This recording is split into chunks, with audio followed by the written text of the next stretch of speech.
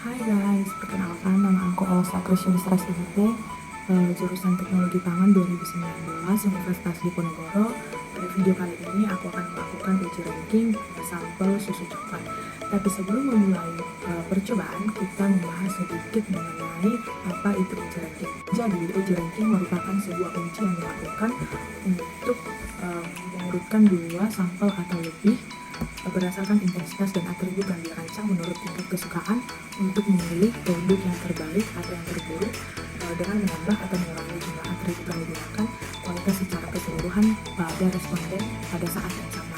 Berdasarkan definisi tersebut, kita tahu fungsi dari uji ranking yaitu untuk menentukan urutan jumlah komoditas berdasarkan intensitasnya, misalnya nih pada tingkat kemanisan, pada tingkat kerenyahan, pada tingkat warna, dan kesukaan.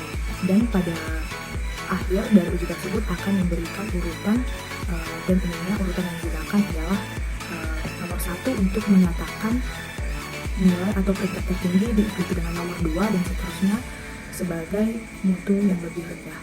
Pada video kali ini aku akan melakukan uji ranking pada 5 jenis susu coklat. Jadi nanti teman aku akan memberikan sampel acak pada susu yang digunakan, dan aku sebagai penulis akan menguji cobakan susu dan akan membandingkan kelima jenis susu berdasarkan 5 jenis atribut. Yang pertama adalah rasa coklat, yang kedua adalah kemanisan, yang ketiga adalah kekentalan di dalam mulut, yang keempat warna, dan yang kelima adalah aroma susu.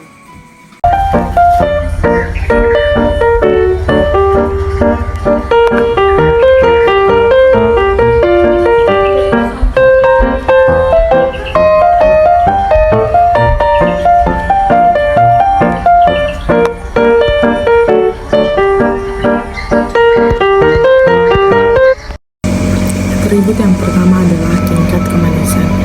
Berdasarkan uji ranking yang telah aku lakukan, urutan pertama adalah Frisian Flag, yang kedua Indo Milk, yang ketiga Ultra Milk, yang keempat Bentol, dan yang kelima adalah Regut. Tingkat kemanisan susu sangat dipengaruhi oleh jumlah penambahan gula, di mana semakin tinggi penambahan gula pada suatu bahan pangan, maka rasa yang dihasilkan juga akan semakin manis.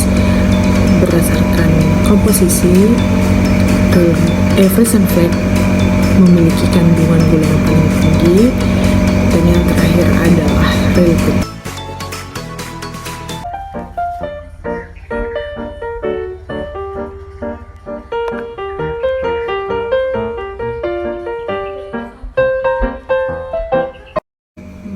Yang selanjutnya adalah atribut rasa coklat. Urutan dari yang susunya berasa coklat paling pekat adalah Ultra Milk, yang kedua Indo Milk, yang ketiga Frisian Flag, yang keempat Bentol, dan yang kelima adalah Regut. Rasa coklat pada susu dipengaruhi oleh jumlah penambahan kakao dan bubuk coklat, di mana semakin tinggi kakao dan bubuk coklat yang ditambahkan, maka rasa coklat pada susu juga akan semakin terasa.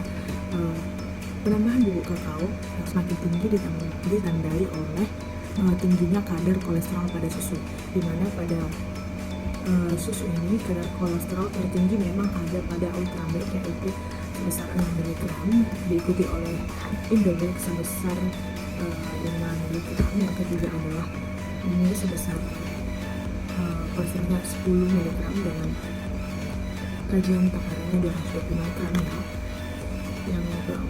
Yang keempat itu adalah Bentol, yaitu 5 mg, dan yang selanjutnya ini adalah Regut, yaitu 3 mg. Jumlah kolesterol yang terendah ada pada Regut. Itu artinya jumlah penambahan bubuk kakao terendah ada pada Regut. Hal ini yang membuat rasa coklat pada Regut kurang terasa jika dibandingkan dengan Ultra Milk atau keempat jenis lainnya.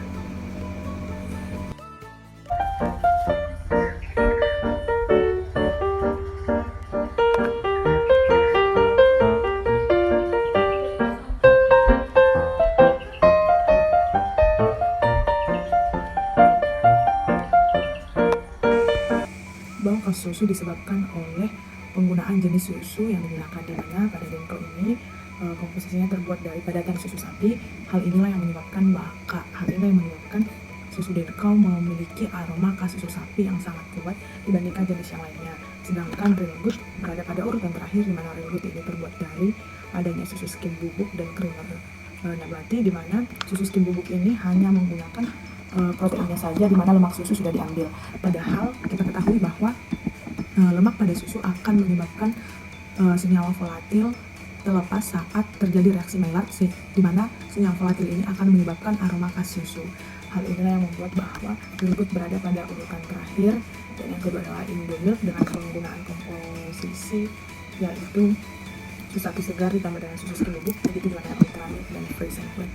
Jadi aroma susu yang paling khas seperti adanya aroma sapi sangat terasa pada susu Denkau.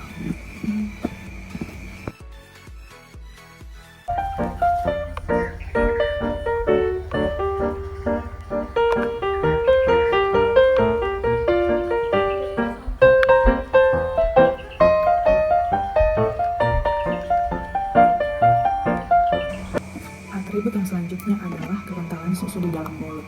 Urutan dari susu yang paling kental yang pertama adalah Fresh and Flake, yang kedua Indomilk, yang ketiga Ultramilk, yang keempat Real Good, dan yang kelima adalah Denkau.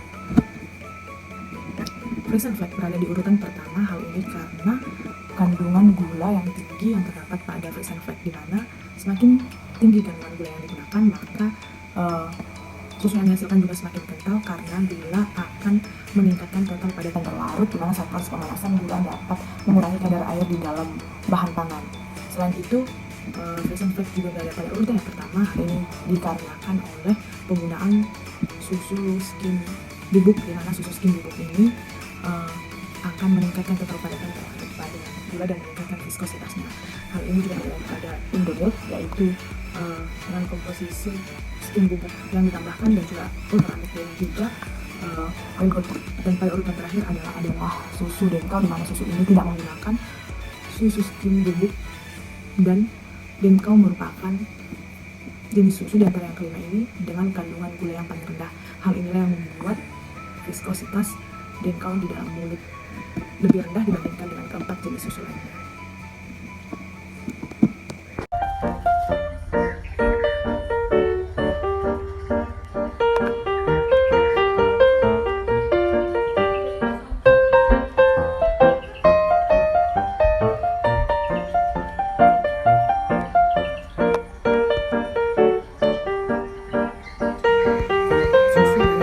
Sampai yang warnanya kurang coklat, yang pertama adalah Real Good, yang kedua adalah Fresh and Flake, yang ketiga Indomilk, yang keempat Ultramilk, dan yang kelima adalah Denkau.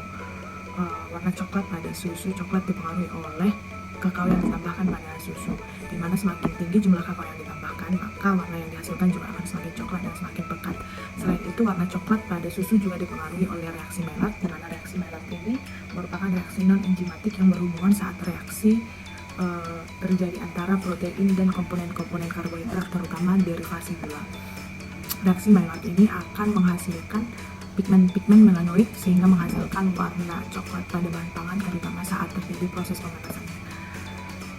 Selain itu, warna coklat pada susu ini juga dipengaruhi oleh jumlah gula yang digunakan, di mana semakin tinggi jumlah yang digunakan, maka warna coklat pada susu juga akan semakin pekat karena pemanasan akan membuat protein terdenaturasi.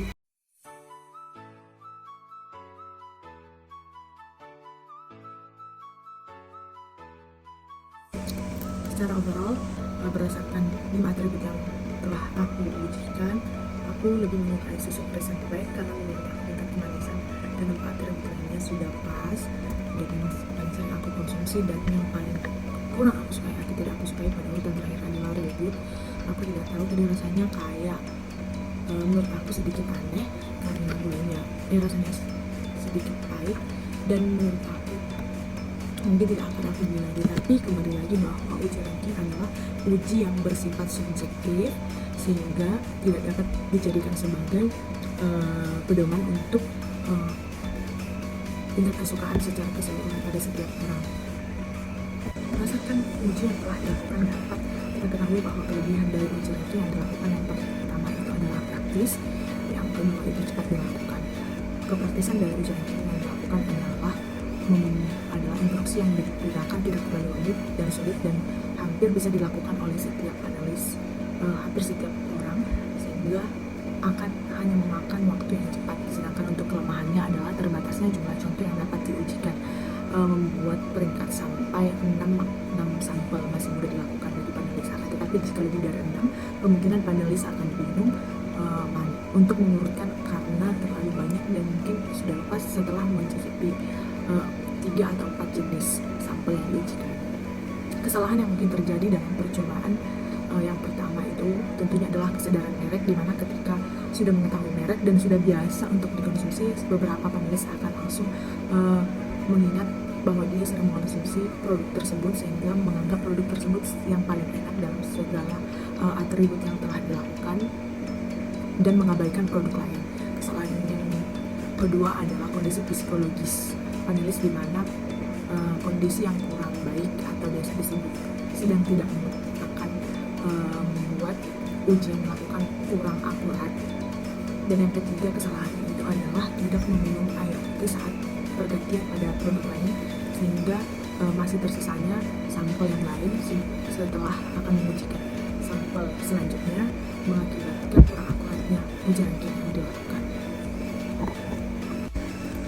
Saran yang akan dilakukan dalam ujian sensoris yang pertama adalah memilih panelis yang dalam kondisi prima dan kondisi psikologis yang baik untuk menghasilkan tingkat keakuratan ujian ranking yang lebih baik dan lebih tinggi. Yang kedua adalah memberikan instruksi kepada setiap panelis, yaitu untuk tidak lupa minum air putih setiap pergantian sampel.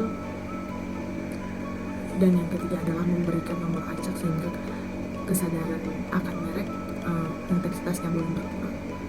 Sekian video ujian ranking yang saya lakukan.